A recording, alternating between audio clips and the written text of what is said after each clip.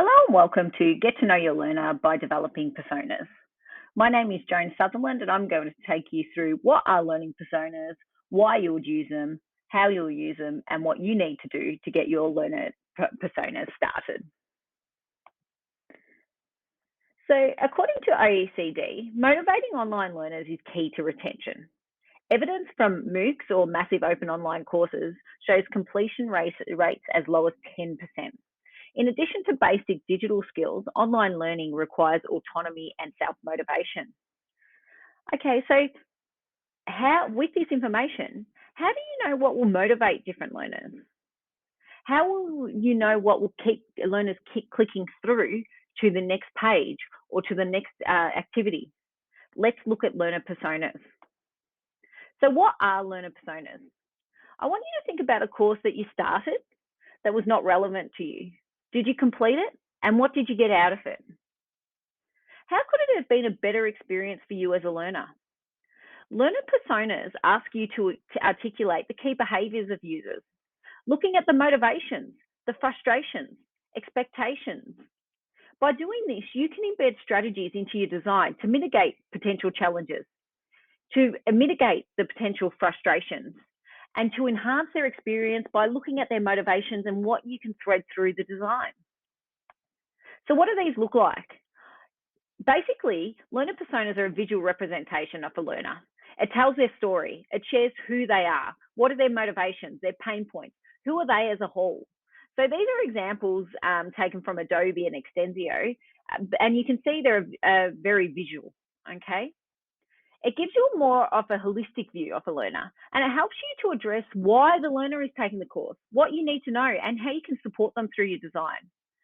So here are three different examples. These are just ones from a user experience perspective, but I'm going to show you what you can do from a learner persona perspective. So I can hear you thinking, this looks complicated. I'm going to need to learn another software to develop these. Don't worry about it. I'm going to share with you a template, a Word template that will give you all of the exact same information. So I want you to think about educators as learners as well. So according to BAO 2020, COVID-19 saw a number of academics and teaching staff lack online teaching experience. They lacked the time for preparation of distance learning courses and figuring out how to make use of support from educational technology, okay?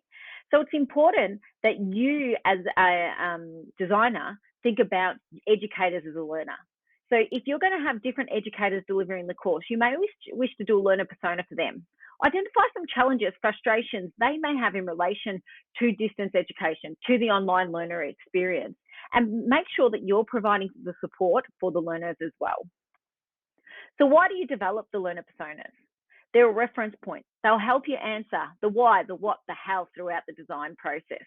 Remember, this is just one reference point that you can use throughout your design. So how can you use them?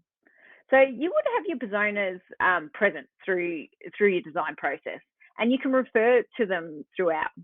The worst thing you can do is create them and then pop them away and never look at them again, okay? It's important that they're present. So whether you print them off or pop them on your desktop, make sure you're asking yourself throughout the design process, how would Jack think or feel about not having the option, let's say, to choose different activities? Why would Clark progress through the course if there's only a video option? How can I build a sense of community to eliminate the sense of isolation learners feel? What are Shantae and Jack's underlying needs? How am I addressing the learner needs throughout the course? Looking at their frustrations, are their frustrations addressed? Am I providing support for them? Am I providing the right extension? Is my software choices applicable for these learners? If I'm choosing particular software, what support resources am I putting in there? By understanding your learner, coming back to the learner personas, you will build the best experience for your cohort, okay?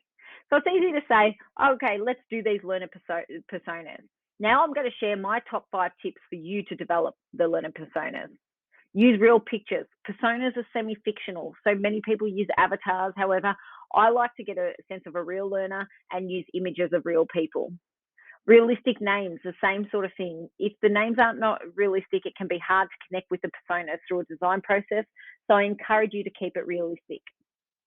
Don't get bogged down. Often you can look at the template and go, oh, I don't know what the learner's family or work commitments are going to be. If you don't have a critical friend present, or you don't have someone to bounce ideas off and you can't think of it at the time, move on and come back, okay? Keep it simple and relevant. These need to be useful for you, to you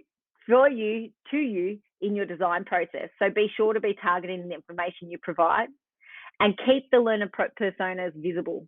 Print them, make them visible throughout the design and development process. They're only useful if you use them, okay? It will make sure that you are making decisions in your design based upon the learner needs rather than your preferences. So, personas are a reference point. They allow you to gain insights into your learners.